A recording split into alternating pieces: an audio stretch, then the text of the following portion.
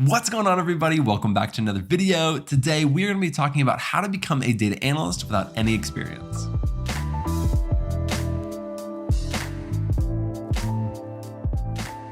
Now, when I say no experience, that can mean a few different things. You could be right out of college, and so you've just never gotten a job, so of course you don't have any experience.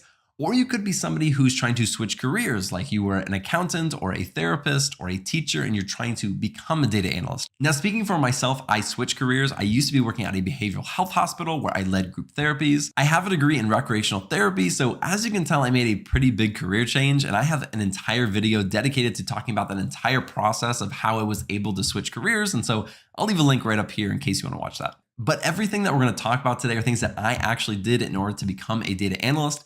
And I had absolutely no experience at all. In fact, 6 months before I got my first data analyst job, I did not know what a data analyst was. I mean, I was really new at this, and I was kind of piecing everything together. And so if you are trying to become a data analyst and you have no experience and you are trying to piece it all together to figure out how to make that happen, this video is for you. And so we're going to walk through this process from the very beginning to the very end, and I'm going to give you my best advice as well as some tips and tricks that I learned along the way when I was trying to get my first job when I had no experience. Without further ado, let's jump into it. And like I said, I'm gonna start from the very beginning. And so you need to have the right skills that a data analyst has.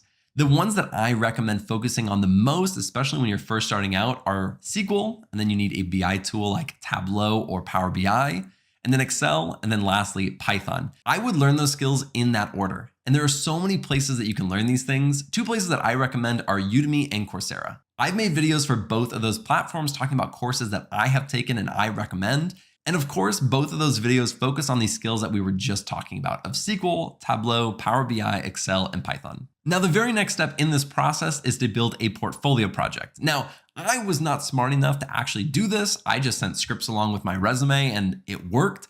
But if I had a portfolio, I'm telling you, it would have made a huge difference. A portfolio project is a way for you to demonstrate your skills to a potential employer. And so if you're learning SQL or Python or Tableau or Power BI and you make a portfolio project, you can then show that to the employer and they can see your skill level in that area. The goal of this is to create 3 to 5 projects that you can put together either on a website or in GitHub.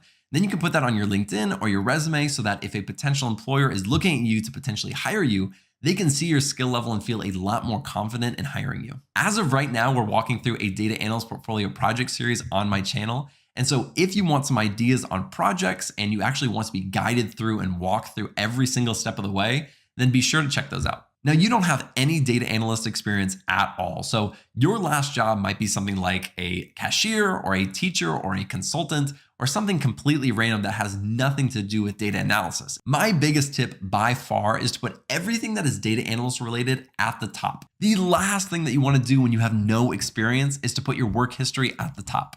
Because a potential employer or a hiring manager is going to look at your resume and see that your last job was a cashier or a teacher, and they're going to say, well, this guy doesn't have any experience. I'm not going to hire him, and they throw your resume away. But if the first thing that they see on your resume is your skills section and it says SQL, Power BI, Tableau, Excel, and Python, they might just move on to the next section, which would then be your portfolio project section. And they see everything from data exploration, data cleaning, data visualization. And at that point, hopefully they'll click on the link that will bring them to your portfolio website, and they can see all of your projects and they can see the skill level that you have and all these skills that they actually want. And then at that point, when they get to your job history and they see that you have no experience, they may just give you a shot because you have all the skills that they're looking for. Now, of course, that's not going to happen with every job that you apply for, but that is the general idea of formatting it in that way. Again, I have created an entire video dedicated to creating a data analyst resume, so I will leave a link here as well as down there if you want to check that out. Now, everything that we just talked about is preparing you to apply for jobs. And so we are at the part of the process we are going to start applying for jobs. And I think the very first thing that we need to look at is LinkedIn. LinkedIn has by far been the best place to look for jobs, especially when I was starting out with no experience. And so the very first thing that I would do is optimize your LinkedIn profile. Be sure to add your resume to your profile. Also add your personal projects that you've created and your portfolio so that people can check those out. And then at the very bottom in the skills section, be sure to add every single skill that you know that is related to data analytics. One other thing that I would recommend that you do to your profile is at the very top where it says show recruiters you're open to work. that you click on that and add all the job titles and the locations that you're looking for jobs. Now, after you've updated your profile, you are ready to start reaching out to recruiters, and that is the very next step. Now, I say reach out to recruiters, but with the LinkedIn profile that we just set up, there's a good chance that you'll have people reach out to you who are recruiting for data analyst positions.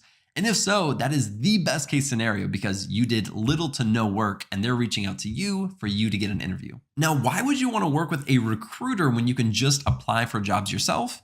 Well, to be honest, there are so many reasons, but one of the biggest ones is that a recruiter is literally there to help you find a job. I mean, they get paid for placing people in jobs. And so when you have no experience and you're just applying on Glassdoor or ZipRecruiter, a lot of times your resume is getting filtered out because you don't have any experience. Whereas when you're working with a recruiter, you can talk them through where you're currently at, and then they can help you find a job that is best suited to your current skill level. That's how I landed my first data analyst job, and that's how I also landed every single other data analyst job I've had since. So how do you actually start working with a recruiter? You can do it in one of two ways. You can reach out to them or they can reach out to you. When we were talking about our LinkedIn profile earlier, we had that show recruiters you're open to work and you put some job descriptions in there. That is a way that recruiters can find you and then reach out to you for a potential job. The other way to do it is to reach out to recruiters. And so you can also do this on LinkedIn. If you find a job that you like in the jobs section, you can click on the company. You can actually search for recruiters who work at that company and message them directly. The other way to do it is just to go on Google and search for local recruiters, and you can give them a call or you can send them an email with your resume. And then hopefully they will call you back or email you back, and that's how you get in touch. After you work with them a while, hopefully you're starting to get interviews, and you really need to prep for interviews as well as the technical interview. The technical interview is a portion of the interview where they want to test your technical abilities to make sure that your skill level is good enough for what they are wanting. After you nail your interview, hopefully you get a job offer and you get your first job as a data analyst. And congratulations, because that is a huge accomplishment. And after you land that first data analyst job, it makes it 10 times easier to get your next one. I highly recommend going back and checking out a lot of the videos that we talked about in this video. They go a lot more in depth into the topics that we discussed, and hopefully it'll give you a much better picture of what you should be doing. So to everyone who is still watching, who's trying to become a data analyst, I wish you the best of luck. And I know you can do it. And I know that it is hard work, but it will absolutely be worth it. Thank you guys so much for watching. I really appreciate it. If you like this video, be sure to like and subscribe below, and I'll see you in the next video.